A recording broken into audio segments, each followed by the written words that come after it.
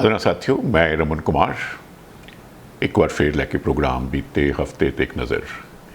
बीते हफ्ते की जेकर गल करिए तो एक तो बाद एक खबर जी है वो कैनेडा भारत संबंधों की आ रही है। दोहां देशों के रिश्तियों दे विच वड्डा तनाव पैदा हो गया है। तनाव जिवें डिप्लोमैटिक जां इंज कह लीए कूटनीतिक टकराव दे विच बदलता जा रहा है। एक तो बाद एक ऐलान हो रहा है इधरों भी तो उधरों भी। तो मुद्दा असल दे विच जो हरदीप सिंह निज्जर की जून दे विच हत्या हुई सी, कैनेडा दे विच उसकी मौत हुई सी, उसनूं लैके पखिया होया है जस्टिन ट्रूडो के बयान तो बाद। सो इस खबर के वक्-वक् अनेक पहलू हैं और अज के प्रोग्राम दे विच ज़्यादा समा इस मुद्दे दे उपर ही बितावांगे, गुजारांगे। और ये खबर तो चल ही रही है, तो इस दौरान जो है कैनेडा के विनिपेग तो खबर आती है कि सुक्खा दुनके जो कि पंजाब के भारत के रिकॉर्ड विच गैंगस्टर है, दहशतगर्द है, उत्थे उसकी भी हत्या कर दी गई है। और खास तौर पर इधर भारत दे विच देश की नवी पार्लीमेंट दे विच एक पहला जो बिल पास किया गया है, कानून की शक्ल भी अख्तियार कर लेगा, वो है महिला राखवाकरण बिल जो है देश की नवी पार्लीमेंट विच पास कर दिता गया है, जिस तहत लोक सभा दे विच और प्रांतक असैंबलियां दे विच स्टेटां दियां असैंबलियां दे विच औरतां लई 33% राखवाकरण पक्का हो जाएगा। उन्होंने 33% सीटां जो है वो पक्कियां हो जाएंगियां। वक्री गल है कि इसनूं कुछ समा लगेगा। और चीन दे विच हांगरू दे विच एशियाई खेडां हो रही हैं। जब तक तुसी प्रोग्राम वेखना है तो उस तो थोड़ा समा बाद जो है ये खेडां जड़ियां ने ये शुरू हो चुकियां होणगियां। तो संखेप दे विच एशियाई खेडां बारे भी गल करांगे। तो शुरुआत करते हाँ भारत कैनेडा नूं लैके। भारत ते कैनेडा के संबंधों के वड्डा तनाव पैदा हो गया है और ये जो तनाव है ये हुण टकराव दे विच बदल गया है। और ये जो रिश्तियों के विच एक जमा पैदा हो गया है, जिस किस्म की इल्ज़ाम साजी चल रही है दोहां धिरां वल्लों। इल्ज़ाम तो कैनेडा वल्लों लगाए जा रहे हैं हरदीप निज्जर की मौत नूं लैके कि इस दे विच भारत दियां एजेंसियां का हथ है। तो वो जस्टिन ट्रूडो होरी देश की पार्लीमेंट में जो आप अजिही गल कर रहे हैं तो मुल्क पद्धर ते गल जी है बहुत ज़्यादा गंभीर रूप अख्तियार कर जाती है। और ये जो बर्फ़ का जमा है दोहां देशों के रिश्तियों के विच फिलहाल तो तनाव टकराव की स्थिति है, बर्फ़ पिघलनी है कद की गल है, बहुत बाद दी गल्लां हैं। एक तरह की ना दोहां देशों दरम्यान खुली जंग की शुरुआत हो गई है। कैनेडा के प्रधानमंत्री जस्टिन ट्रूडो ने जो शुरुआत किमें हुई है सोमवार वाले दिन अपने देश की पार्लीमेंट दे विच आख्या कि हरदीप सिंह निज्जर की हत्या के पिछे भारतीय एजेंसियों का हथ है। उन्होंने आख्या कि हुण तक की जांच अजिहा साफ इशारा कर रही है। उन्होंने ऐलान मगरों कैनेडा दे विच सीनियर भारतीय डिप्लोमैट यानी कि भारतीय सफारतखाने के एक सीनियर ऑफिसर नूं देश यानी कि भारत वापस परतन के हुक्म जारी कर दिते गए। और कैनेडा के इस इधर फिर भारत दे विच भी इसका प्रतिक्रम होना सी। इत्थे भारतीय विदेश मंत्रालय वालों कैनेडा के हाई कमिश्नर कैमरॉन मैकी नूं बुलाया गया और कैनेडा के इंटैलीजेंस विंग के मुखी ओलिवर सिल्वेस्टर नूं जो है देश निकाला यानी कि भारत छड्डण का हुक्म चला दिता गया। एक इधरों तो फिर एक इधरों। तो जो डिप्लोमैटिक रिलेशनस ने जोड़े कूटनीतिक संबंध हैं वो बराबरी के आधार पर होंगे हैं, भावें मुल्क कोई छोटा हो या वड्डा हो। तो प्रतिक्रम होना बड़ा होना ही सी। भारत का तिखा प्रतिक्रम है कैनेडा के इस इल्ज़ाम के उपर। और भारत ने आख्या है कि कैनेडा वालों कैनेडा के प्रधानमंत्री वालों ये जो इल्ज़ाम लगाए गए हैं भारत उपर, भारत दियां एजेंसियों के उपर हरदीप निज्जर की मौत नूं लैके उसके कतल नूं लैके बिल्कुल बेखुदा और बेतुके इल्ज़ाम हैं। और आख्या जा रहा है कि कैनेडा वालों खालिस्तान समर्थकों नूं दित्ती जा रही हमायत तो ध्यान हटाने की कोशिश की जा रही है। कैनेडा वालों जोड़े उत्थे अतवादी वध फुल रहे हैं और उन्होंने जोड़ा एक चुप समर्थन है अब कैनेडा की सरकार का उस तो ध्यान हटाने की कोशिश की जा रही है। इस दौरान हुण ਕੈਨੇਡਾ ਦੇ ਵੱਲੋਂ ਇੱਕ ਐਡਵਾਈਜ਼ਰੀ ਜਾਰੀ ਕਰ ਦਿੱਤੀ ਗਈ ਹੈ। ਆਪਣੇ ਨਾਗਰਿਕਾਂ ਨੂੰ, ਕੈਨੇਡਾ ਵਿੱਚ ਵਸਦੇ ਲੋਕਾਂ ਨੂੰ ਐਡਵਾਈਜ਼ਰੀ ਜਾਰੀ ਕੀਤੀ ਗਈ ਹੈ। ਇਸ ਨੂੰ ਸਲਾਹ ਆਖ ਸਕਦੇ ਹੋ, ਹਦਾਇਤ ਆਖ ਸਕਦੇ ਹੋ ਕਿ ਉਹ ਭਾਰਤ ਦੇ ਕੁਝ ਖਾਸ ਇਲਾਕੇ ਜਿਹੜੇ ਨੇ ਉੱਥੋਂ ਦੀ ਯਾਤਰਾ ਨਾ ਕਰਨ, ਸਾਵਧਾਨ ਰਹਿਣ। ਇਹ ਜੰਮੂ ਕਸ਼ਮੀਰ ਹੈ, ਅਸਾਮ ਹੈ, ਮਣੀਪੁਰ ਹੈ। ਤੋ ਅਸਲ ਦੇ ਵਿੱਚ ਉਹ ਸਾਰਾ ਕੁਝ ਇੱਕ ਦੇ ਬਾਅਦ ਇੱਕ, ਜਿਵੇਂ ਮੈਂ ਜ਼ਿਕਰ ਕੀਤਾ ਹੈ ਕਿ ਇੱਕ ਜਿਹੜੀ ਹੈ ਇਹ ਇੱਕ ਲੜੀ ਬੰਦੀ ਜਾ ਰਹੀ ਹੈ।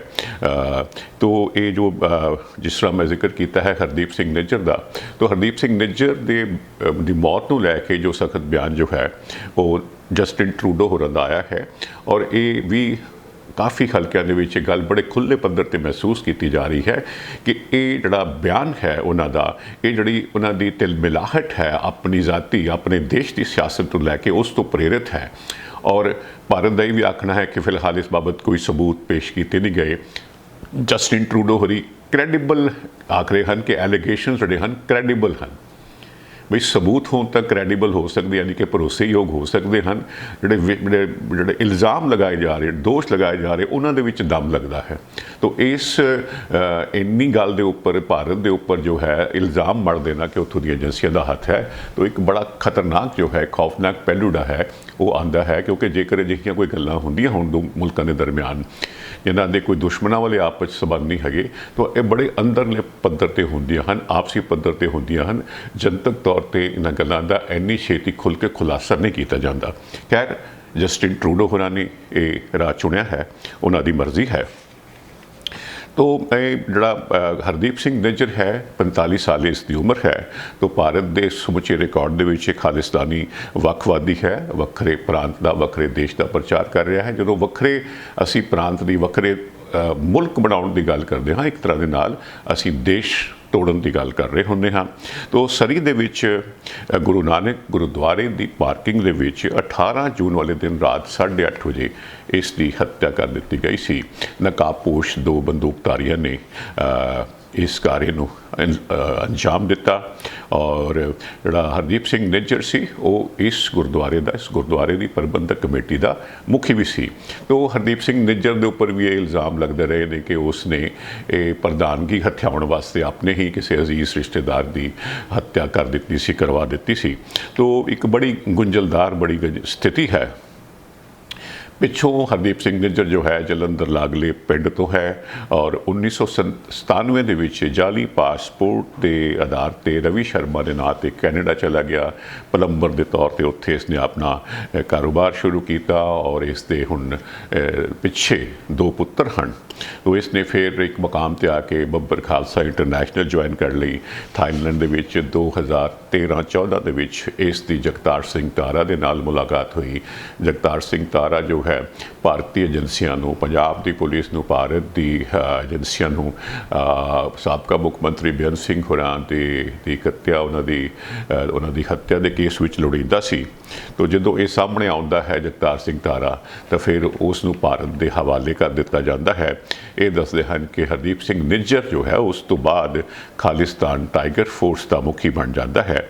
ਉਸ ਦੇ ਖਿਲਾਫ ਭਾਰਤ ਦੇ ਵਿੱਚ ਕਈ ਕੇਸ ਦਰਜ ਹਨ। ਪੰਜਾਬ ਪੁਲਿਸ ਨੂੰ ਕਈ ਕੇਸਾਂ ਵਿੱਚ ਲੋੜੀਂਦਾ ਹੈ। ਇੱਕ ਮੰਦਰ ਦੇ ਨੇੜੇ ਜੋ ਬੰਬ ਧਮਾਕਾ ਹੈ, ਇਸ ਤੋਂ ਇਲਾਵਾ ਧਾਰਮਿਕ ਆਗੂਆਂ ਨੂੰ ਮਾਰਨ ਦੀ ਸਾਜ਼ਿਸ਼ ਦੇ ਕੇਸ ਵਿੱਚ ਲੋੜੀਂਦਾ ਹੈ। 2020 ਦੇ ਵਿੱਚ ਭਾਰਤ ਦੀ ਜੋ ਨੈਸ਼ਨਲ ਇਨਵੈਸਟੀਗੇਸ਼ਨ ਏਜੰਸੀ ਹੈ NIA, ਉਸ ਵੱਲੋਂ ਇਸ ਨੂੰ ਰਸਮੀ ਤੌਰ 'ਤੇ ਦਹਿਸ਼ਤਗਰਦ ਨਾਮਜ਼ਦ ਕੀਤਾ ਗਿਆ। ਔਰ 2022 ਦੀ ਅਗਸਤ ਦੇ ਵਿੱਚ ਪੰਜਾਬ ਪੁਲਿਸ ਵੱਲੋਂ ਇਸ ਦੀ ਹਵਾਲਗੀ ਦੀ ਐਕਸਟ੍ਰੈਡੀਸ਼ਨ ਦੀ ਮੰਗ ਕੀਤੀ ਗਈ। ਔਰ 2021 ਦੇ ਵਿੱਚ ਜਲੰਧਰ ਦੇ ਵਿੱਚ ਇੱਕ ਹਿੰਦੂ ਪੁਜਾਰੀ ਦੀ ਹੱਤਿਆ ਕਰ ਦਿੱਤੀ ਗਈ ਸੀ। ਔਰ 2022 ਦੇ ਵਿੱਚ ਫਿਰ ਨੈਸ਼ਨਲ ਇਨਵੈਸਟੀਗੇਸ਼ਨ ਏਜੰਸੀ ਵੱਲੋਂ 10 ਲੱਖ ਰੁਪਏ ਦਾ ਇਨਾਮ ਇਹਦੇ ਸਿਰ 'ਤੇ ਰੱਖਿਆ ਜਾਂਦਾ ਹੈ। ਔਰ ਸਤੰਬਰ 2022 ਦੇ ਵਿੱਚ ਕੈਨੇਡਾ ਦੇ ਬਰੈਂਪਟਨ ਸ਼ਹਿਰ ਦੇ ਵਿੱਚ ਜੋ ਖਾਲਿਸਤਾਨ ਦੀ ਮੰਗ ਨੂੰ ਲੈ ਕੇ ਰੈਫਰੈਂਡਮ ਕੀਤਾ ਗਿਆ ਸੀ, ਉਸ ਦੇ ਵਿੱਚ ਵੀ ਇਹਦਾ ਬੜਾ ਅਹਿਮ ਰੋਲ ਮੰਨਿਆ ਜਾਂਦਾ ਹੈ।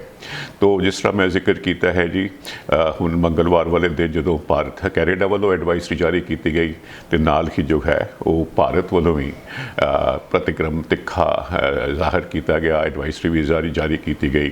ਔਰ ਇਸ ਦੌਰਾਨ ਜੋ ਹੈ ਅਸੀਂ ਦੇਖਦੇ ਹਾਂ ਕਿ ਭਾਰਤ ਦਾ ਇਹ ਆਖਣਾ ਹੈ ਕਿ ਕੈਨੇਡਾ ਦੇ ਵਿੱਚ लगातार ਭਾਰਤ ਵਿਰੋਧੀ ਗਤੀਵਿਧੀਆਂ ਦੇ ਵਿੱਚ ਵਾਧਾ ਹੋ ਰਿਹਾ ਹੈ ਔਰ ਖਾਲਿਸਤਾਨ ਦੇ ਸਮਰਥਕਾਂ ਦੇ ਖਿਲਾਫ ਕੋਈ ਕਾਰਵਾਈ ਨਹੀਂ ਕੀਤੀ ਜਾ ਰਹੀ। ਭਾਰਤ ਵੱਲੋਂ ਲਗਾਤਾਰ ਬੀਤੇ ਸਾਲਾਂ ਦੇ ਵਿੱਚ ਇਹ ਮੁੱਦਾ ਕੈਨੇਡੀਅਨ ਸਰਕਾਰ ਦੇ ਨਾਲ ਉਠਾਇਆ ਜਾ ਰਿਹਾ ਹੈ ਕਿ ਦੇਸ਼ ਨੂੰ ਤੋੜਨ ਦੀਆਂ ਸਰਗਰਮੀਆਂ ਦੇ ਵਿੱਚ ਲੱਗੇ ਜਿਹੜੇ ਲੋਕ ਹਨ ਉਸ ਨੂੰ ਇਹ ਕਹਿ ਕੇ ਉਹਨਾਂ ਦੇ ਖਿਲਾਫ ਕੋਈ ਕਾਰਵਾਈ ਨਹੀਂ ਕੀਤੀ ਜਾ ਰਹੀ ਕਿ ਫਰੀडम ਆਫ ਐਕਸਪ੍ਰੈਸ਼ਨ ਹੈ, ਪ੍ਰਗਟਾਵੇ ਦੀ ਆਜ਼ਾਦੀ ਹੈ।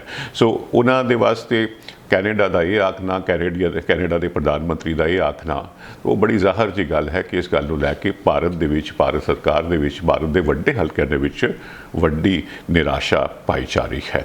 ਤੇ ਮੈਂ ਜਿਸ ਤਰ੍ਹਾਂ ਐਡਵਾਈਜ਼ਰੀ ਦੀ ਗੱਲ ਕੀਤੀ ਹੈ, ਪਹਿਲੋਂ ਕੈਨੇਡਾ ਵੱਲੋਂ ਆਪਣੇ ਲੋਕਾਂ ਨੂੰ ਆਖਿਆ ਗਿਆ ਤੇ ਹੁਣ ਜੋ ਹੈ ਭਾਰਤ ਵੱਲੋਂ ਆਪਣੇ ਲੋਕਾਂ ਨੂੰ ਆਖਿਆ ਗਿਆ ਹੈ ਜਿਹੜੇ ਕੈਨੇਡਾ ਵਿੱਚ ਵਸੇ ਹੋਏ ਹਨ, ਭਾਰਤੀ ਮੂਲ ਦੇ ਲੋਕ ਹਨ, ਕਿ ਤੁਸੀਂ ਚੌਕਸ ਰਹੋ, ਉਹਨਾਂ ਥਾਵਾਂ 'ਤੇ ਨਾ ਜਾਓ ਜਿੱਥੇ ਤੁਹਾਡੀ ਵਿਰੋਧਤਾ ਹੁੰਦੀ ਹੋਵੇ, ਤੁਸੀਂ ਨਿਸ਼ਾਨਾ ਬਣਾਏ ਜਾ ਸਕਦੇ ਹੋ।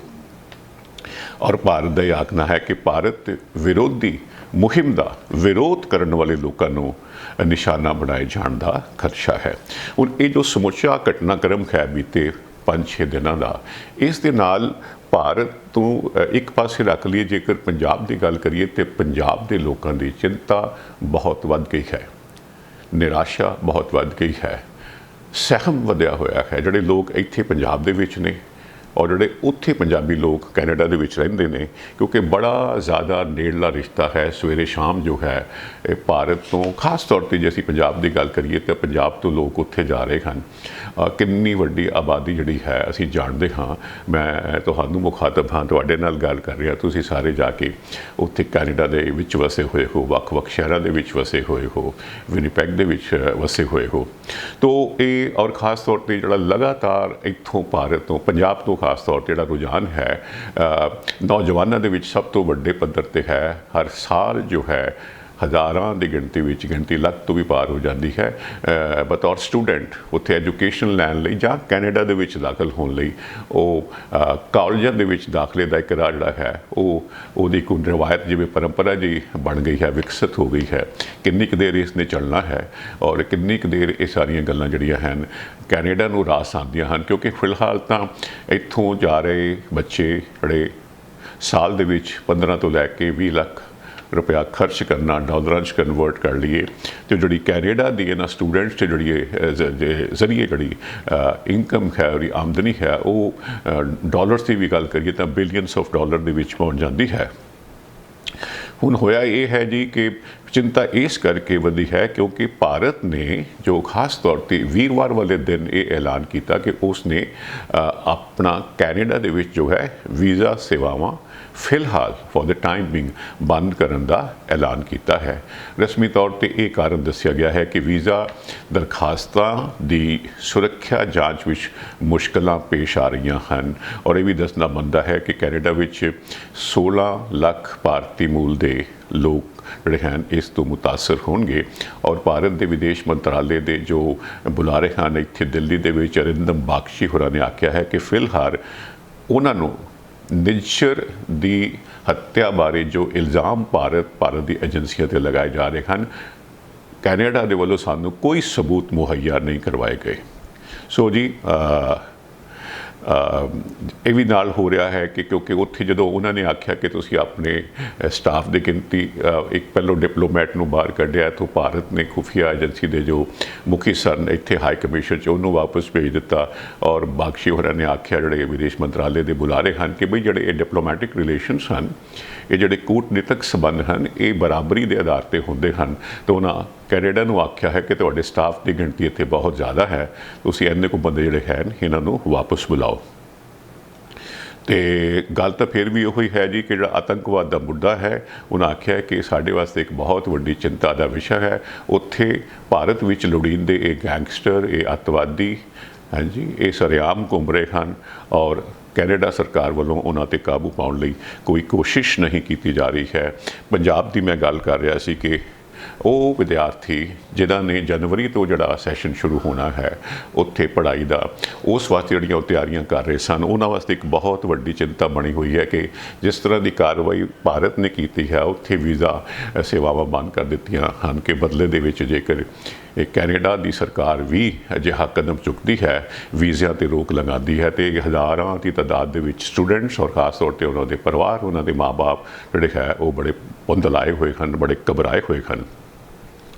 ਵੈਸੇ ਵੀ ਇਹਨਾਂ ਦਿਨਾਂ ਦੇ ਵਿੱਚ ਜਿਹੜਾ ਸਤੰਬਰ ਦਾ ਮਹੀਨਾ ਹੈ, ਸਤੰਬਰ, ਅਕਤੂਬਰ, ਨਵੰਬਰ, ਦਸੰਬਰ, ਜਨਵਰੀ, ਇਹ 4-5-6 ਮਹੀਨੇ ਪ੍ਰਵਾਸ ਕਰ ਚੁੱਕੇ ਜਿਹੜੇ ਭਾਰਤੀ ਲੋਕ ਹਨ ਉਹ ਕੈਨੇਡਾ ਤੋਂ ਹੋਰਨਾਂ ਦੇਸ਼ਾਂ ਤੋਂ ਇੱਧਰ ਆ ਰਹੇ ਹੁੰਦੇ ਹਨ। ਅਸੀਂ ਕਿਉਂਕਿ ਕੈਨੇਡਾ ਦੀ ਗੱਲ ਕਰ ਰਹੇ ਹਾਂ, ਤੋ ਉਹ ਲੋਕ ਜਿਹਨਾਂ ਕੋਲ OCI ਕਾਰਡ ਹੈ, ਓਵਰਸੀਜ਼ ਸਿਟੀਜ਼ਨਸ ਆਫ ਇੰਡੀਆ ਹੈ, ਜਾਂ ਫਿਰ ਜਿਨ੍ਹਾਂ ਨੇ ਆਪਣੇ ਪਹਿਲੋਂ ਵੀਜ਼ੇ ਮਨਜ਼ੂਰ ਕਰਵਾ ਰੱਖੇ ਹੋਏ ਹਨ, ਉਹਨਾਂ ਨੂੰ ਸ਼ਾਇਦ ਇਹ ਮੁਸ਼ਕਿਲ ਨਹੀਂ ਆਵੇਗੀ। ਲੇਕਿਨ ਜਿਨ੍ਹਾਂ ਕੋਲ ਵੀਜ਼ੇ ਨਹੀਂ ਹਨ, ਹਾਂਜੀ, ਜਿਨ੍ਹਾਂ ਨੇ ਅਜੇ ਵੀਜ਼ਾ ਅਪਲਾਈ ਨਹੀਂ ਕੀਤਾ ਜਾਂ ਕਰਨਾ ਹੈ, ਜਾਂ ਉਹਨਾਂ ਦੀ ਅਪਲਾਈ ਕੀਤਾ ਹੋਇਆ ਅਤੇ ਪ੍ਰੋਸੈਸਿੰਗ ਹੋ ਰਹੀ ਹੈ, ਉਹਨਾਂ ਨੂੰ ਸਮਝ ਨਹੀਂ ਆ ਰਹੀ ਕੀ ਹੋਣਾ ਹੈ। ਮੈਂ ਪੜ੍ਹ ਰਿਹਾ ਸੀ ਹਿੰਦੁਸਤਾਨ ਟਾਈਮਸ ਦੇ ਵਿੱਚ ਇੱਕ ਨਿਊਜ਼ ਪੜ੍ਹ ਰਿਹਾ ਸੀ, ਬਰੈਂਪਟਨ ਤੋਂ ਅਮਰਜੀਤ ਕੌਰ ਹੋ ਰਹੀ ਹਨ, ਉਹ ਆਖ ਰਹੇ ਹਨ ਕਿ ਅਸੀਂ 6 ਸਾਲ ਬਾਅਦ ਦਸੰਬਰ ਦੇ ਵਿੱਚ, ਆਉਣ ਵਾਲੇ 3 ਮਹੀਨੇ, 6 ਸਾਲ ਬਾਅਦ ਦਸੰਬਰ ਦੇ ਵਿੱਚ ਭਾਰਤ ਆਉਣ ਦਾ ਪ੍ਰੋਗਰਾਮ ਬਣਾਇਆ ਸੀ, ਔਰ ਅਸੀਂ ਅਕਤੂਬਰ ਦੇ ਵਿੱਚ ਵੀਜ਼ਾ ਅਪਲਾਈ ਕਰਨਾ ਸੀ। ਸਾਨੂੰ ਹੁਣ ਗੱਲ ਹੀ ਸਮਝ ਨਹੀਂ ਆ ਰਹੀ ਅਸੀਂ ਕੀ ਕਰਨਾ ਹੈ। ਇਸੇ ਤਰ੍ਹਾਂ ਇੱਕ ਹੋਰ ਢੋਲਾ ਪਿੰਡ ਦਾ ਸਾਡੇ ਇੱਥੇ ਸੰਦੀਪ ਸਿੰਘ ਹੈ, ਉੱਥੇ ਉਹ ਆਖ ਰਿਹਾ ਸੀ ਕੈਨੇਡਾ ਦੇ ਵਿੱਚ, ਉਹ ਆਖ ਰਿਹਾ ਸੀ ਕਿ ਅਸੀਂ ਲੋਹੜੀ ਦੇ ਵਿੱਚ ਜਸ਼ਨ ਮਨਾਉਣ ਵਾਸਤੇ ਭਾਰਤ ਜਾਣਾ ਸੀ। ਉਹ ਕਹਿੰਦੇ ਹਨ ਕਿ ਸਾਡੇ ਕੋਲ ਜਿਹੜੇ ਆ ਉਹ OCI ਕਾਰਡ ਤਾਂ ਹੈਗੇ ਨੇ, ਪਰ ਅਸੀਂ ਆਪਣੇ ਬੇਟੇ ਦਾ ਵੀਜ਼ਾ ਅਪਲਾਈ ਕਰਨਾ ਸੀ, ਲੇਕਿਨ ਸਾਨੂੰ ਹੁਣ ਸਮਝ ਨਹੀਂ ਆ ਰਹੀ ਕੀ ਹੋਵੇਗਾ। ਇਸੇ ਤਰ੍ਹਾਂ ਹੀ ਜਿਹੜੇ ਹੋਟਲਸ ਵਾਲੇ ਨੇ, ਰਿਜ਼ੋਰਟਸ ਵਾਲੇ ਨੇ, ਉਹਨਾਂ ਤੋਂ ਇਹ ਖਬਰ ਆ ਰਹੀ ਹੈ ਕਿ ਉਹ ਵੀ ਬੜੇ ਪਰੇਸ਼ਾਨ ਹਨ। ਉਹ ਆਖ ਰਹੇ ਹਨ ਕਿ ਪਰੇਸ਼ਾਨ ਲੋਕ ਸਾਨੂੰ ਸਵੇਰੇ, ਸ਼ਾਮ, ਦੁਪਹਿਰ, ਦਿਨ ਦੇ ਵਿੱਚ 100, 150 ਕਾਲਸ ਆ ਰਹੀਆਂ ਹਨ, ਜਿਨ੍ਹਾਂ ਨੇ ਇੱਥੇ ਆ ਕੇ ਆਪਣੇ ਪ੍ਰੋਗਰਾਮ ਕਰਨੇ ਹਨ, ਮਿੱਥੇ ਹੋਏ ਹਨ, ਇੱਥੇ ਆ ਕੇ ਰਹਿਣਾ ਹੈ, ਜਸ਼ਨ ਕਰਨੇ ਹਨ, ਖੁਸ਼ੀਆਂ ਸਾਂਝੀਆਂ ਕਰਨੀਆਂ ਹਨ, ਕੋਈ ਇਲਾਜ ਵਾਸਤੇ ਆ ਰਿਹਾ, ਕਿਸੇ ਕੰਮ ਲਈ ਆ ਰਿਹਾ ਹੈ, ਅਤੇ ਉਹ ਆਖ ਰਹੇ ਹਨ ਕਿ ਕੈਂਸਲੇਸ਼ਨਸ ਹੋ ਰਹੀਆਂ ਹਨ, ਉਹਨਾਂ ਦੀ ਵਿਜ਼ਿਟਸ ਰੱਦ ਹੋ ਰਹੀਆਂ ਹਨ। ਔਰ ਇਸੇ ਤਰ੍ਹਾਂ ਹੀ ਉਹ ਲੋਕ ਹੋਰ ਵੀ ਜ਼ਿਆਦਾ ਪਰੇਸ਼ਾਨ ਹਨ ਜਿਹੜੇ ਖਾਸ ਤੌਰ 'ਤੇ ਜਿਨ੍ਹਾਂ ਨੇ ਹੋਟਲ ਆਪਣਾ ਫਲਾਈਟ ਬੁਕਿੰਗ ਕਰਵਾਈਆਂ ਹੋਈਆਂ ਨੇ, ਔਰ ਫਲਾਈਟ ਬੁਕਿੰਗ ਜਿਹੜੀਆਂ ਹਨ ਉਹ ਨਾਨ ਰਿਫੰਡੇਬਲ ਹਨ, ਕਿ ਪੈਸਾ ਇੱਕ ਵੀ ਵਾਪਸ ਨਹੀਂ ਹੋਣਾ, ਕਿਉਂਕਿ ਐਡਵਾਂਸ ਕਰਵਾਉਂਦੇ ਹੋ ਥੋੜ੍ਹੀ ਸਸਤੀ ਹੋ ਜਾਂਦੀ ਹੈ, ਕਈ ਵਾਰੀ ਤੁਸੀਂ ਨਾਨ ਰਿਫੰਡੇਬਲ ਕਰਵਾ ਲੈਂਦੇ ਹੋ, ਔਰ ਪਤਾ ਹੈ ਕਿ ਪੱਕਿਆਂ ਜਾਣਾ ਹੀ ਜਾਣਾ ਹੈ। ਲੇਕਿਨ ਇਹ ਹਾਲਾਤ ਜਿਹੜੇ ਹੁਣ ਇਸ ਵੇਲੇ ਵਾਪਰ ਰਹੇ ਹਨ, ਇਹ ਅਜਿਹੀ ਕਿਸੇ ਨੇ ਸ਼ਾਇਦ ਆਸ ਨਹੀਂ ਸੀ ਕੀਤੀ ਹੋਈ, ਇਸ ਨੂੰ ਕਿਆਸਿਆ ਨਹੀਂ ਸੀ। ਤੋ ਜਸਟਿਨ ਟਰੂਡੋ ਦਾ ਮੈਂ ਜ਼ਿਕਰ ਕੀਤਾ ਹੈ ਕਿ ਕਿਤੇ ਉਹਨਾਂ ਨੂੰ ਆਪਣੀ ਜੋ ਸਥਾਨਕ ਪੱਧਰ 'ਤੇ ਉਹ ਅਸੁਰੱਖਿਅਤ ਮਹਿਸੂਸ ਕਰ ਰਹੇ ਹਨ, ਖਾਸ ਤੌਰ 'ਤੇ ਜਿਹੜੀ ਉਹਨਾਂ ਦੀ ਸਮਰਥਕ ਪਾਰਟੀ ਹੈ ਕੈਨੇਡਾ ਦੀ, ਉਸ ਤੋਂ ਜਿਹੜਾ ਉਹਨਾਂ ਨੂੰ ਸਮਰਥਨ ਹਾਸਲ ਹੈ, ਉਸ ਦਾ ਵੀ ਦਬਾਅ ਹੈ, ਉਸ ਦਾ ਵੀ ਪ੍ਰੈਸ਼ਰ ਹੈ, ਔਰ ਜਿਹੜਾ ਉੱਥੋਂ ਦਾ ਸਿੱਖ ਵੋਟਰ ਹੈ ਖਾਸ ਤੌਰ 'ਤੇ ਕੈਨੇਡਾ ਦੇ ਵਿੱਚ, ਉਸ ਦੀ ਵੱਡੀ ਪਹੁੰਚ ਹੋ ਗਈ ਹੈ। ਭਾਵੇਂ ਆਬਾਦੀ ਦੇ ਵਿੱਚ ਉਹਨਾਂ ਦਾ ਹਿੱਸਾ ਜੋ ਹੈ, ਅਨੁਪਾਤ ਹੈ, ਉਹ ਕਿਤੇ ਬਹੁਤ ਘੱਟ ਹੈ, ਲੇਕਿਨ ਪਾਰਲੀਮੈਂਟ ਦੇ ਵਿੱਚ ਉਹਨਾਂ ਦੀ ਨੁਮਾਇੰਦਗੀ ਜਿਹੜੀ ਹੈ ਕਿਤੇ ਜ਼ਿਆਦਾ ਹੈ। ਤੋ ਇੱਧਰੋਂ ਫਿਰ ਹੁਣ ਸੁਖਬੀਰ ਬਾਦਲ ਹੋਰਾਂ ਦਾ ਵੀ ਬਿਆਨ ਆਇਆ, ਉਹਨਾਂ ਨੇ ਦੇਸ਼ ਦੇ ਗ੍ਰਹਿ ਮੰਤਰੀ ਅਮਿਤ ਸ਼ਾਹ ਹੋਰਾਂ ਨਾਲ ਵੀ ਮੁਲਾਕਾਤ ਕੀਤੀ ਹੈ, ਔਰ ਆਖਿਆ ਹੈ ਕਿ ਵੀ ਉਹਨਾਂ ਨੂੰ ਕਾਲ ਤੋਂ ਬਾਅਦ ਕਾਲ ਆ ਰਹੀ ਹੈ, ਔਰ ਲੋਕ ਫਿਕਰਮੰਦ ਹਨ, ਸਹਿਮੇ ਹੋਏ ਹਨ, ਭਾਰਤ ਸਰਕਾਰ ਕੋਈ ਪਹਿਲ ਕਰੇ, ਗੱਲਬਾਤ ਦੇ ਪੱਧਰ 'ਤੇ ਜੇ ਕੋਈ ਸੁਖਾਲਾ ਰਾਹ ਹੁੰਦਾ ਹੋਵੇ।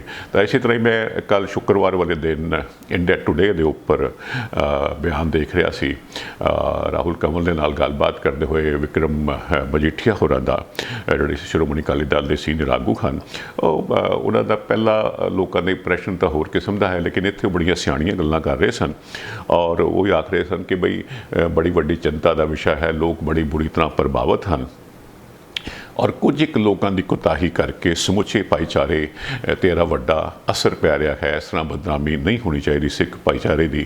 ਔਰ ਜਦੋਂ ਉਹਨਾਂ ਨੂੰ ਸਿੱਖਸ ਫॉर ਜਸਟਿਸ ਦੇ ਮੁਖੀ ਗੁਰਪਤਵੰਤ ਸਿੰਘ ਪੰਨੂ ਬਾਰੇ ਪੁੱਛਿਆ ਗਿਆ, ਤਾਂ ਉਹਨਾਂ ਨੇ ਇਸ ਗੱਲ 'ਤੇ ਵੀ ਬਹੁਤ ਜ਼ਿਆਦਾ ਬੁਰਾ ਮਨਾਇਆ, ਔਰ ਆਖਿਆ ਕਿ ਇਹ ਇੱਕ ਇਨਸਾਨ ਜਿਹੜਾ ਇੱਕ ਜੌਨੀ ਹੈ, ਇੱਕ ਜੋਕਰ ਹੈ, ਔਰ ਇੱਕ ਟਗੇ ਦਾ ਆਦਮੀ ਹੈ, ਸਾਨੂੰ ਇਸ ਬਾਰੇ ਗੱਲ ਨਹੀਂ ਕਰਨੀ ਚਾਹੀਦੀ, ਇਸ ਦੀ ਕੋਈ ਔਕਾਤ ਨਹੀਂ ਹੈ, ਕੋਈ ਹਸਤੀ ਨਹੀਂ ਹੈ। ਅਸੀਂ ਬਾਰ-ਬਾਰ ਗੱਲ ਕਰਕੇ ਉਸ ਨੂੰ ਅਹਿਮੀਅਤ ਦੇ ਰਹੇ ਹਾਂ, ਔਰ ਖਾਸ ਤੌਰ 'ਤੇ ਭਾਰਤ ਦੇਸ਼ ਜੋ ਹੈ ਉਹ ਬਹੁਤ ਵੱਡਾ ਦੇਸ਼ ਹੈ, ਔਰ India is too big for such things. Majithia ਹੋਰੀ ਆਖ ਰਹੇ ਸਨ। ਸੋ ਜੀ ਬਹੁਤ ਲੰਮੀ ਖਬਰ ਸੀ, ਮੈਂ ਜਿਵੇਂ ਜ਼ਿਕਰ ਕੀਤਾ ਅੱਜ ਦੇ ਪ੍ਰੋਗਰਾਮ ਦੇ ਵਿੱਚ ਜ਼ਿਆਦਾ ਇਸ ਖਬਰ ਦੀ ਹੀ ਚਰਚਾ ਹੋਣੀ ਸੀ। ਤੋ ਆਉਣ ਵਾਲੇ ਦਿਨਾਂ ਵਿੱਚ ਲੱਗਦਾ ਅਜੇ ਇਹ ਰਿਹਾ ਹੈ ਕਿ ਹਾਲਾਤ ਜਿਹੜੇ ਹੈ ਦੋਹਾਂ ਦੇਸ਼ਾਂ ਦਰਮਿਆਨ ਉਹ ਬਿਹਤਰ ਹੋਣ ਦੀ ਕੋਈ ਆਸਾਰਾਤ, ਕੋਈ ਆਸ ਨਜ਼ਰ ਨਹੀਂ ਆ ਰਹੀ। ਔਰ ਜਿਹੜੀਆਂ ਚਿੰਤਾਵਾਂ ਹਨ ਪੰਜਾਬੀਆਂ ਦੀਆਂ, ਇੱਥੇ ਵਸਦੇ, ਇੱਥੇ ਭਾਰਤ ਵਿੱਚ ਰਹਿੰਦੇ, ਪੰਜਾਬ ਵਿੱਚ ਰਹਿੰਦੇ ਔਰ ਕੈਨੇਡਾ ਵਿੱਚ ਵਸਦੇ ਪੰਜਾਬੀਆਂ ਦੀਆਂ, ਉਹਨਾਂ ਚਿੰਤਾਵਾਂ ਦੇ ਵਿੱਚ ਲੱਗ ਰਿਹਾ ਫਿਲਹਾਲ ਕੋਈ ਕਮੀ ਆਉਣ ਵਾਲੀ ਨਹੀਂ ਹੈ। ਹੁਣ ਗੱਲ ਕਰਾਂਗੇ ਜੀ ਸੁਖਦੂਲ ਸਿੰਘ ਉਰਫ ਸੁੱਖਾ ਦੁਨਕੇ ਦੀ। ਕੈਨੇਡਾ ਦੇ ਵਿਨੀਪੈਗ ਸ਼ਹਿਰ ਦੇ ਵਿੱਚ ਬੁੱਧਵਾਰ ਵਾਲੇ ਦਿਨ ਸੁੱਖਾ ਦੁਨਕੇ ਦੀ ਹੱਤਿਆ ਕਰ ਦਿੱਤੀ ਗਈ ਹੈ। ਦੱਸਿਆ ਇਹ ਜਾ ਰਿਹਾ ਹੈ ਕਿ ਇਹ ਦੋ ਧੜਿਆਂ ਦੀ ਆਪਸੀ ਰੰਜਿਸ਼ ਦਾ ਨਤੀਜਾ ਹੈ ਔਰ 15 ਗੋਲੀਆਂ ਉਹਦੇ ਵੱਜੀਆਂ ਔਰ ਉਸ ਦੀ ਮੌਤ ਹੋ ਗਈ। ਦਵਿੰਦਰ ਬੰਬੀਹਾ ਗੈਂਗ ਦਾ ਇਹ ਮੈਂਬਰ ਦੱਸਿਆ ਜਾਂਦਾ ਹੈ। ਤੋ ਹਰਦੀਪ ਸਿੰਘ ਨਿੱਜਰ ਦੀ ਹੱਤਿਆ ਹੋਈ ਹੈ। ਅਸੀਂ ਉਸ ਦੀ ਗੱਲ ਕਰ ਰਹੇ ਸੀ। ਉਸ ਗੱਲ ਨੂੰ ਲੈ ਕੇ ਬੜਾ ਵੱਡਾ ਵਿਵਾਦ ਹੈ ਕਿ ਕੈਨੇਡਾ ਸਰਕਾਰ ਵੱਲੋਂ ਇਲਜ਼ਾਮ ਜਸਟਿਨ ਟਰੂਡੋ ਵੱਲੋਂ ਕਿ ਕੈਨੇਡਾ ਦੇ ਜ਼ਾਤੀ ਮਾਮਲਿਆਂ ਦੇ ਵਿੱਚ ਦਖਲ ਹੈ। ਹਾਂਜੀ, ਭਾਰਤ ਜਿਹੜਾ ਹੈ ਉਸਨੇ ਇੱਕ ਕੈਨੇਡਾ ਦੇ ਨਾਗਰਿਕ ਦੀ ਹੱਤਿਆ ਕੀਤੀ ਹੈ। ਤੋ ਪਤਾ ਨਹੀਂ ਹੁਣ ਜਿਸ ਤਰ੍ਹਾਂ ਇਹ ਇੱਕ ਨਵੀਂ ਹੱਤਿਆ ਦਾ ਇੱਕ ਮਾਮਲਾ ਸਾਹਮਣੇ ਆਇਆ ਹੈ ਜਿਸ ਨੂੰ ਭਾਰਤੀ ਖੁਫੀਆ ਏਜੰਸੀਆਂ ਵੱਲੋਂ ਵੀ ਹੋਰਨਾਂ ਲੋਕਾਂ ਵੱਲੋਂ ਵੀ ਆਪਸੀ ਜੋ ਹੈ ਦੋ ਧੜਿਆਂ ਦੀ ਰੰਜਿਸ਼ ਦਾ ਨਤੀਜਾ ਦੱਸਿਆ ਜਾ ਰਿਹਾ ਹੈ। ਇਹ ਗੱਲ ਹੁਣ ਇਹ ਖਬਰ ਕਿਸ ਪਾਸੇ ਗਾਂ ਨੂੰ ਤੁਰਨੀ ਹੈ ਆਉਣ ਵਾਲੇ ਦਿਨਾਂ ਦੇ ਵਿੱਚ ਪਤਾ ਲੱਗੇਗਾ। ਔਰ ਦੱਸ ਰਹੇ ਹਨ ਕਿ ਬਈ ਇਹ ਜਿਹੜੇ ਦੋ ਧੜੇ ਹਨ, ਦੋ ਗੈਂਗਸ ਹਨ। ਇੱਕ ਪਾਸੇ ਜਿਹੜਾ ਹੈ ਅਕਸਰ ਸ਼ਖਸ ਖਬਰਾਂ 'ਚ ਰਹਿੰਦਾ ਹੈ, ਲਾਰੈਂਸ ਬਿਸ਼ਨੋਈ ਦਾ ਜੋ ਹੱਥ ਹੈ ਉਹ ਬਿਆਨ ਕੀਤਾ ਜਾ ਰਿਹਾ ਹੈ। ਦੱਸਿਆ ਜਾ ਰਿਹਾ ਹੈ ਕਿ ਫੇਸਬੁੱਕ ਦੇ ਉੱਪਰ ਲਾਰੈਂਸ ਬਿਸ਼ਨੋਈ ਵੱਲੋਂ ਇਹ ਇੱਕ ਪੋਸਟ ਪਾ ਕੇ ਇਸ ਦੁਨੇਕੇ ਦੀ ਹੱਤਿਆ ਦੀ ਜ਼ਿੰਮੇਵਾਰੀ ਲਈ ਗਈ ਹੈ ਔਰ ਉਸਨੇ ਆਖਿਆ ਹੈ ਕਿ ਦੁਨੇਕੇ ਨੇ ਕਈ ਜ਼ਿੰਦਗੀਆਂ ਨੂੰ ਬਰਬਾਦ ਕੀਤਾ ਹੈ ਤੇ ਅਸੀਂ ਹੁਣ ਇਸ ਗੱਲ ਦਾ ਬਦਲਾ ਲੈ ਲਿਆ ਹੈ। ਲੇਕਿਨ ਇਸ ਗੱਲ ਦੀ ਪੁਸ਼ਟੀ ਨਹੀਂ ਹੋ ਸਕੀ ਕਿ ਵਾਜਬ ਤੌਰ 'ਤੇ ਹੀ ਇਹ ਲਾਰੈਂਸ ਬਿਸ਼ਨੋਈ ਦੀ ਹੀ ਪੋਸਟ ਹੈ ਜਾਂ ਕਿਸੇ ਹੋਰ ਨੇ ਉਹਦਾ ਨਾਂ ਲੈ ਕੇ ਪਾਈ ਹੈ। ਇਸ ਬਾਰੇ ਕੋਈ ਪੁਖਤਾ ਜਾਣਕਾਰੀ ਸਾਡੇ ਕੋਲ ਨਹੀਂ ਹੈ। ਔਰ ਦੱਸਿਆ ਜਾ ਰਿਹਾ ਹੈ ਕਿ ਇਹ ਜਿਹੜਾ ਦੁਨੇਕੇ ਹੈ ਪੰਜਾਬ ਵਿਚਲੇ ਮੋਗਾ ਜ਼ਿਲ੍ਹੇ ਦੇ ਦੁਨੇਕੇ ਕਲਾਂ ਪਿੰਡ ਦਾ ਵਸਨੀਕ ਸੀ। 2017 ਦੇ ਵਿੱਚ ਕੈਨੇਡਾ ਚਲਾ ਗਿਆ ਸੀ ਔਰ ਕੈਨੇਡਾ ਵਿਚਲੇ ਓਨਟਾਰੀਓ ਸੂਬੇ ਤੋਂ ਆਪਣੇ ਗਰੋਹ ਦੀਆਂ ਗਤੀਵਿਧੀਆਂ ਚਲਾ ਰਿਹਾ ਸੀ। ਕਾਰੋਬਾਰ ਕੀ ਸੀ ਜੀ? ਕਾਰੋਬਾਰ ਇਹ ਸੀ ਕਿ ਫਿਰੌਤੀਆਂ ਵਸੂਲ ਕਰਨੀਆਂ ਔਰ ਵਿਰੋਧੀ ਧਿਰ ਦੇ ਜਿਹੜੇ ਦੁਸ਼ਮਣ ਗੈਂਗ ਹਨ ਉਹਨਾਂ ਦੇ ਮੈਂਬਰਾਂ 'ਤੇ ਹੱਲੇ ਬੋਲਨੇ, ਉਹਨਾਂ ਦੇ ਮੈਂਬਰਾਂ 'ਤੇ ਹਮਲਾ ਕਰਨਾ, ਉਹਨਾਂ ਨੂੰ ਮਾਰ ਮੁਕਾਉਣ ਦੀ ਕੋਸ਼ਿਸ਼ ਕਰਨਾ। ਦੁਨੇਕੇ ਬੰਬੀਹਾ ਗੈਂਗ ਦਾ ਹਿੱਸਾ ਦੱਸਿਆ ਗਿਆ ਹੈ। ਇਹ ਗੈਂਗ ਪੰਜਾਬ, ਹਰਿਆਣਾ, ਦਿੱਲੀ, ਰਾਜਸਥਾਨ, ਉੱਤਰ ਪ੍ਰਦੇਸ਼ ਵਿੱਚ ਸਰਗਰਮ ਦੱਸਿਆ ਗਿਆ ਹੈ। ਪਰ ਹੁਣ ਜੋ ਹੈ ਦੱਸਿਆ ਜਾ ਰਿਹਾ ਹੈ ਕਿ ਕੈਨੇਡਾ ਦੇ ਵਿੱਚ ਖਾਲਿਸਤਾਨ ਟਾਈਗਰ ਫੋਰਸ ਦੇ ਅਰਸ਼ਦੀਪ ਸਿੰਘ ਉਰਫ ਅਰਸ਼ ਡੱਲਾ ਦੇ ਨਾਲ ਰਲ ਕੇ ਸਰਗਰਮ ਸੀ ਔਰ ਅਰਸ਼ਦੀਪ ਡੱਲਾ ਜੋ ਹੈ ਜੀ ਉਸਨੂੰ ਭਾਰਤ ਸਰਕਾਰ ਵੱਲੋਂ ਰਸਮੀ ਤੌਰ 'ਤੇ ਦਹਿਸ਼ਤਗਰਦ ਐਲਾਨਿਆ ਜਾ ਚੁੱਕਾ ਹੈ। ਔਰ ਭਾਰਤ ਸਰਕਾਰ ਦਾ ਆਖਣਾ ਹੈ, ਭਾਰਤ ਸਰਕਾਰ ਵੱਲੋਂ ਲਗਾਤਾਰ ਕੈਨੇਡਾ ਸਰਕਾਰ ਦੇ ਧਿਆਨ ਵਿੱਚ ਇਹ ਗੱਲ ਲਿਆਂਦੀ ਗਈ ਹੈ ਕਿ ਖਾਲਿਸਤਾਨ ਮੁਹਿੰਮ ਨਾਲ ਜੁੜੇ ਕਾਰਕੁਨ ਕੈਨੇਡਾ ਦੇ ਵਿੱਚ ਰਹਿ ਕੇ ਫਿਰੌਤੀਆਂ, ਲੁੱਟਾਂ ਖੋਹਾਂ, ਨਸ਼ਿਆਂ ਤੇ ਹਥਿਆਰਾਂ ਦੇ ਧੰਦੇ ਨੂੰ ਅੰਜਾਮ ਦੇ ਰਹੇ ਹਨ। ਲੇਕਿਨ ਭਾਰਤ ਦੀ ਅਜਿਹੀਆਂ ਕੋਸ਼ਿਸ਼ਾਂ, ਅਜਿਹੀ ਜਾਣਕਾਰੀ ਔਰ ਅਜਿਹੇ ਸਬੂਤ ਮੁਹੱਈਆ ਕਰਵਾਉਣ ਦੇ ਬਾਵਜੂਦ ਵੀ ਭਾਰਤ ਦਾ ਆਖਣਾ ਹੈ ਕਿ ਕੈਨੇਡਾ ਵੱਲੋਂ ਇਸ ਬਾਬਤ ਕੋਈ ਧਿਆਨ ਨਹੀਂ ਦਿੱਤਾ ਜਾ ਰਿਹਾ ਹੈ। ਹੁਣ ਗੱਲ ਕਰਾਂਗੇ ਜੀ ਪਾਰਲੀਮੈਂਟ ਦੀ। ਗੱਲ ਕਰਾਂਗੇ ਨਵੀਂ ਪਾਰਲੀਮੈਂਟ ਹੈ ਜੀ। ਭਾਰਤ ਦੀ ਪਾਰਲੀਮੈਂਟ ਜੋ ਹੈ ਉਸ ਦੀ ਨਵੀਂ ਇਮਾਰਤ ਦੀ ਉਸਾਰੀ ਹੋ ਰਹੀ ਸੀ ਕਈ ਵਰ੍ਹਿਆਂ ਤੋਂ ਔਰ ਇਮਾਰਤ ਦੀ ਉਸਾਰੀ ਮੁਕੰਮਲ ਹੋ ਗਈ ਔਰ ਇਹ ਹੁਣ ਪਿਛਲੇ ਦਿਨੀ ਬੀਤੇ ਹਫ਼ਤੇ ਜੋ ਹੈ ਮੌਨਸੂਨ ਦਾ ਇੱਕ ਵਿਸ਼ੇਸ਼ ਸੈਸ਼ਨ ਬੁਲਾਇਆ ਗਿਆ ਔਰ ਕਈ ਤਰ੍ਹਾਂ ਦੇ ਖਦਸ਼ੇ ਵਿਰੋਧੀ ਧਿਰ ਵੱਲੋਂ ਪ੍ਰਗਟ ਕੀਤੇ ਜਾ ਰਹੇ ਸਨ ਕਿ ਬਈ ਏਜੰਡਾ ਕੋਈ ਨਹੀਂ ਦੱਸਿਆ ਗਿਆ, ਪਤਾ ਨਹੀਂ ਸਰਕਾਰ ਦਾ ਕੀ ਮਕਸਦ ਹੈ। ਔਰ ਇੱਕ ਬੜੀ ਵੱਡੀ ਗੱਲ ਹੁਣ ਫਾਈਨਲੀ ਸਾਹਮਣੇ ਆਈ ਹੈ ਉਹ ਇਹ ਹੈ ਕਿ ਇਸ ਸੈਸ਼ਨ ਦੇ ਦੌਰਾਨ, ਇਸ ਵਿਸ਼ੇਸ਼ ਸੈਸ਼ਨ ਦੇ ਦੌਰਾਨ ਪਾਰਲੀਮੈਂਟ ਵੱਲੋਂ ਮਹਿਲਾ ਰਾਖਵਾਂਕਰਨ ਬਿੱਲ ਪਾਸ ਕਰ ਦਿੱਤਾ ਗਿਆ ਹੈ। ਸੋ ਇਹ ਬਿੱਲ ਲੋਕ ਸਭਾ ਔਰ ਰਾਜ ਸਭਾ ਵੱਲੋਂ ਪਾਸ ਹੋਣ ਤੋਂ ਬਾਅਦ ਜੋ ਹੈ ਰਾਸ਼ਟਰਪਤੀ ਕੋਲ ਜਾਏਗਾ, ਉਹਨਾਂ ਨੇ ਇਸ 'ਤੇ ਦਸਤਖਤ ਕਰਨੇ ਹੋਣਗੇ। ਇਸ ਦੇ ਨਾਲ, ਇਸ ਬਿੱਲ ਦੇ ਪਾਸ ਹੋਣ ਦੇ ਨਾਲ ਜਿਹੜਾ ਹੇਠਲਾ ਸਦਨ ਹੈ ਪਾਰਲੀਮੈਂਟ ਦਾ, ਲੋਕ ਸਭਾ ਵਿੱਚ ਔਰ ਪ੍ਰਾਂਤਕ ਅਸੈਂਬਲੀਆਂ ਜਿਹੜੀਆਂ ਹਨ, ਸਾਡੇ ਸਟੇਟਾਂ ਦੀਆਂ ਅਸੈਂਬਲੀਆਂ ਹਨ ਜਿਹਨੂੰ ਅਸੀਂ ਵਿਧਾਨ ਸਭਾ ਆਖਦੇ ਹਾਂ, ਸਾਡੇ ਦਿੱਲੀ ਦੇ, ਪੰਜਾਬ ਤੋਂ ਲੈ ਕੇ ਸਾਰੀਆਂ ਅਸੈਂਬਲੀਆਂ ਜਿੰਨੀਆਂ ਸਮੁੱਚੇ ਦੇਸ਼ ਵਿੱਚ ਹਨ, ਤਾਂ ਉੱਥੇ ਜੋ ਹੈ ਔਰਤਾਂ ਦੇ ਵਾਸਤੇ 33% ਸੀਟਾਂ ਰਾਖਵੀਆਂ ਹੋ ਜਾਣਗੀਆਂ। ਯਾਨੀ ਕਿ ਜੇ 100 ਸੀਟਾਂ ਭਰਨੀਆਂ ਹਨ, 100 ਸੀਟਾਂ ਲਈ ਚੋਣਾਂ ਹਨ ਤਾਂ 33 ਸੀਟਾਂ ਔਰਤਾਂ ਲਈ ਰਾਖਵੀਆਂ ਹੋਣਗੀਆਂ। ਯਾਨੀ ਕਿ ਜੇ 542 43 ਸੀਟਾਂ ਹਨ ਜੇ ਲੋਕ ਸਭਾ ਦੀਆਂ, ਤਾਂ ਉਸ ਹਿਸਾਬ ਨਾਲ ਪ੍ਰਪੋਰਸ਼ਨੇਟਲੀ ਅਨੁਪਾਤਕ ਤਰੀਕੇ ਦੇ ਨਾਲ 33% ਔਰਤਾਂ ਪੱਕਿਆਂ ਉਹਨਾਂ ਦੀਆਂ ਸੀਟਾਂ ਰਾਖਵੀਆਂ ਹੋਣਗੀਆਂ। ਤੋ ਆਪਣਾ ਬੁੱਧਵਾਰ ਵਾਲੇ ਦਿਨ ਲੋਕ ਸਭਾ ਨੇ ਇਸ ਨੂੰ ਪਾਸ ਕੀਤਾ। 454 ਵੋਟਾਂ ਦੇ ਹੱਕ ਵਿੱਚ ਪਈਆਂ, ਸਿਰਫ ਔਰ ਸਿਰਫ 2 ਵੋਟਾਂ ਦੇ ਖਿਲਾਫ ਪਈਆਂ। ਔਰ ਫਿਰ ਵੀਰਵਾਰ ਵਾਲੇ ਦਿਨ ਰਾਜ ਸਭਾ ਨੇ ਵੀ ਇਸੇ ਤਰ੍ਹਾਂ ਹੀ ਇਸ ਤਰਮੀਮੀ ਬਿੱਲ ਨੂੰ ਜੋ ਹੈ ਸੰਵਿਧਾਨਕ ਤਰਮੀਮੀ ਬਿੱਲ ਨੂੰ ਮਨਜ਼ੂਰੀ ਦੇ ਦਿੱਤੀ। ਔਰ ਸਾਰੇ 214 ਮੈਂਬਰ ਰਾਜ ਸਭਾ ਦੇ ਜਿਨ੍ਹਾਂ ਨੂੰ ਵੋਟ ਪਾਉਣ ਦਾ ਹੱਕ ਹਾਸਲ ਹੈ, ਉਹਨਾਂ ਨੇ ਇਸ ਦੇ ਹੱਕ ਵਿੱਚ ਵੋਟ ਪਾਈ।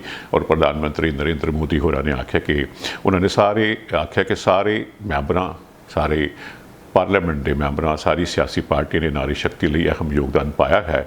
ਔਰ ਇਸ ਬਿੱਲ ਦੇ ਪਾਸ ਹੋਣ ਦੇ ਨਾਲ, ਇਸ ਸੰਵਿਧਾਨਕ ਤਰਮੀਮੀ ਬਿੱਲ ਦੇ ਪਾਸ ਹੋਣ ਦੇ ਨਾਲ ਦੇਸ਼ ਵਾਸੀਆਂ ਨੂੰ ਇੱਕ ਬਹੁਤ ਵਧੀਆ ਬੜਾ ਆਲਾ ਪੈਗਾਮ ਗਿਆ ਹੈ।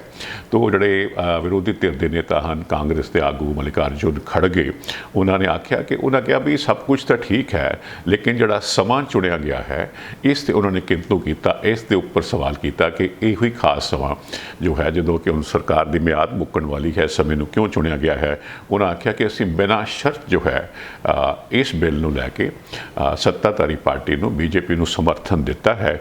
ਔਰ ਹੁਣ ਸਰਕਾਰ ਨੂੰ ਚਾਹੀਦਾ ਹੈ ਕਿ ਇਸ ਨੂੰ ਛੇਤੀ ਲਾਗੂ ਕਰੇ। ਲੇਕਿਨ ਇਹ ਗੱਲ ਕਰਨੀ ਬਣਦੀ ਹੈ ਜੀ, ਇਹ ਬਿੱਲ ਜੋ ਹੈ ਜਦੋਂ ਕਾਨੂੰਨ ਬਣ ਵੀ ਜਾਂਦਾ ਹੈ, ਇਸ ਦਾ ਅਸਰ ਕੋਈ ਬਹੁਤ ਛੇਤੀ ਹੋਣ ਵਾਲਾ ਨਹੀਂ ਹੈ। ਮਾਹਰ ਤਾਂ ਇਹ ਆਖਦੇ ਹਨ ਕਿ ਜੇ ਇਸ ਦੇ ਉੱਪਰ ਅਮਲ ਕਰਨਾ ਵੀ ਹੋਵੇ ਔਰਤਾਂ ਲਈ ਰਾਖਵੇਂਕਰਨ 'ਤੇ, ਤਾਂ ਘੱਟੋ ਘੱਟ 5-6 ਸਾਲ ਲੱਗ ਜਾਣਗੇ। 2029 ਤੱਕ ਸ਼ਾਇਦ ਉਡੀਕਣਾ ਪਵੇਗਾ। ਭਾਰਤੀ ਜਨਤਾ ਪਾਰਟੀ ਲਈ ਇਹ ਬਿੱਲ ਮੁੱਦਾ ਇਸ ਪਿੱਛੇ ਅਹਿਮ ਹੋ ਜਾਂਦਾ ਹੈ ਕਿਉਂਕਿ ਪਿਛਲੀਆਂ ਚੋਣਾਂ ਤੋਂ ਪਹਿਲਾਂ ਜੋ ਉਹਨਾਂ ਨੇ ਮੈਨੀਫੈਸਟੋ ਆਪਣਾ ਚੋਣ ਮਨੋਰਥ ਪੱਤਰ ਲੈ ਕੇ ਆਉਂਦਾ ਸੀ, ਉਸ ਦੇ ਵਿੱਚ ਉਹਨਾਂ ਨੇ ਅਨੇਕ ਵਾਅਦੇ ਦੇ ਨਾਲ ਇਹ ਵਾਅਦਾ ਵੀ ਕੀਤਾ ਸੀ। ਤੋ ਜ਼ਾਹਰਾ ਤੌਰ 'ਤੇ ਅਗਲੀਆਂ ਚੋਣਾਂ ਹੱਲ ਲੋਕਾਂ ਦੇ ਵਿੱਚ ਜਾਣਾ ਹੈ ਅਤੇ ਭਾਰਤੀ ਜਨਤਾ ਪਾਰਟੀ ਇਸ ਨੂੰ ਹੋਰਨਾਂ ਦੇ ਨਾਲ ਆਪਣਾ ਵੱਡਾ ਹਾਸਲ ਦੱਸ ਸਕਦੀ ਹੈ। ਔਰ ਦੱਸਿਆ ਜਾ ਰਿਹਾ ਹੈ ਕਿਉਂਕਿ ਦੇਸ਼ ਦੇ ਵਿੱਚ ਜਨਗਣਨਾ ਹੋਣੀ ਹੈ, ਯਾਨੀ ਕਿ ਮਰਦਮਸ਼ੁਮਾਰੀ ਕਹਿ ਲਓ, ਸੈਂਸਸ ਕਹਿ ਲਓ, ਤੋਂ ਪਹਿਲਾਂ ਹੀ ਇਹਦੇ ਵਿੱਚ ਦੇਰ ਹੋ ਚੁੱਕੀ ਹੋਈ ਹੈ। ਔਰ ਫਿਰ ਜਦੋਂ ਇਹ ਮਰਦਮਸ਼ੁਮਾਰੀ ਹੋਣੀ ਹੈ, 2 ਸਾਲ ਦੀ ਪ੍ਰਕਿਰਿਆ ਹੈ, ਫਿਰ ਉਹ ਰਿਪੋਰਟ ਸਾਹਮਣੇ ਆਵੇਗੀ। ਔਰ ਉਸ ਤੋਂ ਬਾਅਦ ਜਿਹੜੀਆਂ ਸੀਟਾਂ ਹਨ ਦੇਸ਼ ਦੇ ਵਿੱਚ ਲੋਕ ਸਭਾ ਦੀਆਂ, ਉਹਨਾਂ ਦੀ ਜਿਹੜੀ ਹੱਦਬੰਦੀ ਨਵੇਂ ਸਿਰੇ ਤੈਅ ਹੁੰਦੀ ਹੈ, ਡੀਲਿਮਿਟੇਸ਼ਨ ਜਿਹਨੂੰ ਕਹਿ ਦਿੰਦੇ ਨੇ, ਉਹ ਹੱਦਬੰਦੀ ਨਵੇਂ ਸਿਰੇ ਤੈਅ ਹੋਣੀ ਹੈ। ਫਿਰ ਸੀਟਾਂ ਦੇ ਵਿੱਚ ਇਜ਼ਾਫਾ ਵੀ ਹੋਣ ਜਾ ਰਿਹਾ ਹੈ। ਔਰ ਫਿਰ ਇਹ ਵੀ ਹੈ ਕਿ ਫਿਰ ਇਹ ਨਿਸ਼ਾਨਦੇਹੀ ਹੋਏਗੀ ਕਿ ਸਾਰੀਆਂ ਸੀਟਾਂ ਦੇ ਵਿੱਚੋਂ ਕਿਹੜੀਆਂ ਸੀਟਾਂ ਔਰਤਾਂ ਲਈ ਰਾਖਵੀਆਂ ਰੱਖੀਆਂ ਜਾਣੀਆਂ ਹਨ। ਸੋ ਇੱਕ ਬੜੀ ਲੰਮੀ ਪ੍ਰਕਿਰਿਆ ਹੈ, ਬੜਾ ਲੰਮਾ ਪ੍ਰੋਸੈਸ ਹੈ। ਲੇਕਿਨ ਫਿਲਹਾਲ ਇਸ ਸੈਸ਼ਨ ਦਾ ਔਰ ਬੀਜੇਪੀ ਦਾ, ਭਾਰਤੀ ਜਨਤਾ ਪਾਰਟੀ ਦਾ ਇਹ ਇੱਕ ਬਹੁਤ ਵੱਡਾ ਹਾਸਲ ਹੈ ਕਿਉਂਕਿ ਬੀਤੇ 2-3 ਦਹਾਕਿਆਂ ਦੇ ਵਿੱਚ ਪਹਿਲਾਂ ਵੀ ਕਈ ਵਾਰ ਕੋਸ਼ਿਸ਼ਾਂ ਹੋਈਆਂ ਹਨ ਮਹਿਲਾ ਰਾਖਵਾਂਕਰਨ ਜੋ ਹੈ ਕਾਨੂੰਨ ਦੇਸ਼ ਦੇ ਵਿੱਚ ਲੈ ਕੇ ਆ ਜਾਵੇ, ਲੇਕਿਨ ਪਹਿਲੋਂ ਅਜਿਹੀ ਕੋਸ਼ਿਸ਼ ਨਾਕਾਮ ਰਹਿੰਦੀ ਰਹੀ ਹੈ। ਜੀ ਹੁਣ ਆਖਰ ਦੇ ਵਿੱਚ ਜਾਂਦੇ ਅਸੀਂ ਗੱਲ ਕਰਾਂਗੇ, ਜਦ ਤੱਕ ਪ੍ਰੋਗਰਾਮ, ਜਦੋਂ ਤੁਸੀਂ ਪ੍ਰੋਗਰਾਮ ਦੇਖ ਰਹੇ ਹੋ ਤੇ ਜਦੋਂ ਸਾਡਾ ਫਸਟ ਟੈਲੀਕਾਸਟ ਹੁੰਦਾ ਹੈ, ਇਨੀਸ਼ੀਅਲ ਤੁਸੀਂ ਪ੍ਰੋਗਰਾਮ ਦੇਖਦੇ ਹੋ ਤੇ ਉਹਨਾਂ ਨੂੰ ਜੇ ਮੈਂ ਮੁਖਾਤਬ ਹਾਂ ਤਾਂ ਫਿਰ ਥੋੜ੍ਹੀ ਦੇਰ ਬਾਅਦ ਜਿਹੜਾ ਜੀ ਏਸ਼ੀਅਨ ਗੇਮਸ ਜਿਹੜੀਆਂ ਹਨ ਉਹ ਚੀਨ ਦੇ ਸ਼ਹਿਰ ਹਾਂਗਜ਼ੋ ਦੇ ਵਿੱਚ ਸ਼ੁਰੂ ਹੋਣ ਜਾ ਰਹੀਆਂ ਹਨ। ਜਿਹੜੇ ਪ੍ਰੋਗਰਾਮ ਥੋੜ੍ਹਾ ਦੇਰੀ ਨਾਲ ਵੇਖਣਗੇ ਉਹ ਸਾਡੇ ਚੈਨਲ 'ਤੇ ਜਾਂ ਫਿਰ ਇੰਝ ਕਹਿ ਲਈਏ ਯੂਟਿਊਬ 'ਤੇ ਜਾਂ ਫੇਸਬੁੱਕ 'ਤੇ ਜਦ ਤੱਕ ਲੇਟ ਦੇਖਦੇ ਹੋ ਤਾਂ ਇਹ ਕਿਉਂਕਿ ਸਾਡਾ 10-11 ਘੰਟੇ ਦਾ ਫਰਕ ਹੈ ਕੈਨੇਡਾ ਦੇ ਨਾਲ, ਤਾਂ ਭਾਰਤੀ ਸਮੇਂ ਅਨੁਸਾਰ ਇਹ ਸ਼ਨੀਵਾਰ ਵਾਲੇ ਦਿਨ ਯਾਨੀ ਕਿ ਅੱਜ ਇਹ 5:30 ਵਜੇ ਗੇਮ ਸ਼ੁਰੂ ਹੋਣੀਆਂ ਹਨ। ਤਾਂ ਜ਼ਿਆਦਾ ਤੌਰ 'ਤੇ ਉੱਥੇ ਜੇ ਦਿਨ ਚੜ੍ਹਨਾ ਹੁੰਦਾ ਕੈਨੇਡਾ ਦੇ ਵਿੱਚ। ਤਾਂ ਕੁੱਲ ਮਿਲਾ ਕੇ ਗੱਲ ਇਹ ਹੈ ਜੀ, 19ਵੀਆਂ ਏਸ਼ੀਅਨ ਗੇਮਸ ਹਨ, ਬਹੁਤ ਵੱਡਾ ਇੱਕ ਖੇਡਾਂ ਦਾ ਉਤਸਵ ਹੈ ਜਿੱਥੇ ਸਾਰੀਆਂ ਗੇਮਾਂ ਹੁੰਦੀਆਂ ਹਨ, ਹਰ ਤਰ੍ਹਾਂ ਦੀ ਖੇਡ ਹੁੰਦੀ ਹੈ। ਉਹ 3 ਪ੍ਰਮੁੱਖ ਉਤਸਵ ਹਨ, ਤੁਸੀਂ ਜਾਣਦੇ ਹੋ, ਓਲੰਪਿਕ ਗੇਮਸ ਹਨ, ਕਾਮਨਵੈਲਥ ਗੇਮਸ ਹਨ ਅਤੇ ਫਿਰ ਇਹ ਏਸ਼ੀਅਨ ਗੇਮਸ ਹਨ। ਔਰ ਭਾਰਤ ਦੀ ਬੜੀ ਵੱਡੀ ਇਹਦੇ ਵਿੱਚ ਪਾਰਟੀਸੀਪੇਸ਼ਨ ਰਹੀ ਹੈ, ਬੜੀ ਵੱਡੇ ਪੱਧਰ 'ਤੇ ਭਾਰਤ ਹਿੱਸਾ ਲੈਂਦਾ ਆ ਰਿਹਾ ਹੈ। ਔਰ ਇਸ ਵਾਰ ਦਾ ਜਿਹੜਾ ਭਾਰਤੀ ਦਲ ਹੈ, ਕੰਟਿੰਜੈਂਟ ਹੈ, ਉਹ ਹੁਣ ਤੱਕ ਦੇ ਕੰਟਿੰਜੈਂਟਸ ਤੋਂ ਹੁਣ ਤੱਕ ਦੇ ਜਿਹੜਾ ਉਹਦਾ ਆਪਣੀ ਉੱਥੇ ਨੁਮਾਇੰਦਗੀ ਹੈ ਸਭ ਤੋਂ ਵੱਡੀ ਹੋਣ ਜਾ ਰਹੀ ਹੈ। 655 ਖਿਡਾਰੀ ਵੱਖ-ਵੱਖ ਖੇਡਾਂ ਦੇ ਵਿੱਚ ਹਿੱਸਾ ਲੈਣ ਜਾ ਰਹੇ ਹਨ। ਔਰ ਜਿਹੜੀਆਂ ਬੀਤੀਆਂ ਆਪਣਾ ਏਸ਼ੀਅਨ ਗੇਮਸ ਹੋਈਆਂ ਸਨ ਇੰਡੋਨੇਸ਼ੀਆ ਦੇ ਸ਼ਹਿਰ ਜਕਾਰਤਾ ਦੇ ਵਿੱਚ, ਤੇ ਉਸ ਦੌਰਾਨ ਉਹਨਾਂ ਖੇਡਾਂ ਸਮੇਂ ਭਾਰਤ ਦਾ ਹੁਣ ਤੱਕ ਦਾ ਸਭ ਤੋਂ ਵੱਡਾ ਪ੍ਰਦਰਸ਼ਨ ਰਿਹਾ ਸੀ। ਭਾਰਤ ਕੁੱਲ 70 ਮੈਡਲ ਜਿੱਤ ਕੇ ਵਾਪਸ ਪਰਤਿਆ ਸੀ। तो अगों 2024 ਦੇ ਵਿੱਚ ਪੈਰਿਸ ਦੇ ਵਿੱਚ ਓਲੰਪਿਕ ਖੇਡਾਂ ਵੀ ਹੋਣੀਆਂ ਹਨ। ਤਾਂ ਇੱਕ ਤਰ੍ਹਾਂ ਦੇ ਨਾਲ ਇਹ ਏਸ਼ੀਅਨ ਗੇਮਸ ਜਿਹੜਾ ਹੈ ਉਸ ਦਿਸ਼ਾ ਵੱਲ ਇੱਕ ਕਦਮ ਵੀ ਹੈ। ਤਾਂ ਦੇਖਣਾ ਇਹ ਹੈ ਕਿ ਵੱਖ-ਵੱਖ ਦੇਸ਼ਾਂ ਦੀ ਜੋ ਕਾਰਗੁਜ਼ਾਰੀ ਹੈ ਔਰ ਖਾਸ ਤੌਰ ਤੇ ਭਾਰਤ ਦੀ ਕਾਰਗੁਜ਼ਾਰੀ ਹੈ ਨਾ ਏਸ਼ੀਅਨ ਗੇਮਸ ਦੇ ਵਿੱਚ ਕੈਸੀ ਰਹਿੰਦੀ ਹੈ। ਵਿਚਕਾਰ ਤੇ ਮੈਂ ਨਹੀਂ ਮਿਲਦਾ, ਮੇਰੇ ਹੋਰ ਸਾਥੀ ਤੁਹਾਡੇ ਨਾਲ ਮਿਲਦੇ ਰਹਿੰਦੇ ਹਨ। ਤੁਹਾਡੇ ਕੋਲ ਖਬਰ ਪਹੁੰਚਦੀ ਰਹੇਗੀ। ਅਗਲੇ ਹਫਤੇ ਜਦ ਮੈਂ ਹਾਜ਼ਰ ਹੋਣਾ ਹੈ ਤੇ ਬਾਕੀ ਖਬਰਾਂ ਦੇ ਨਾਲ ਜ਼ਿਆਦਾ ਤੌਰ ਤੇ ਪੱਕੇ ਤੌਰ ਤੇ ਏਸ਼ੀਅਨ ਗੇਮਸ ਦੀ ਗੱਲ ਵੀ ਜ਼ਰੂਰ ਕਰਾਂਗੇ। ਹੁਣ ਮੈਨੂੰ ਰਮਨ ਕੁਮਾਰ ਨੂੰ ਇਜਾਜ਼ਤ ਦਿਓ। ਬਹੁਤ ਸ਼ੁਕਰੀਆ ਆਪ ਜੀ ਦਾ।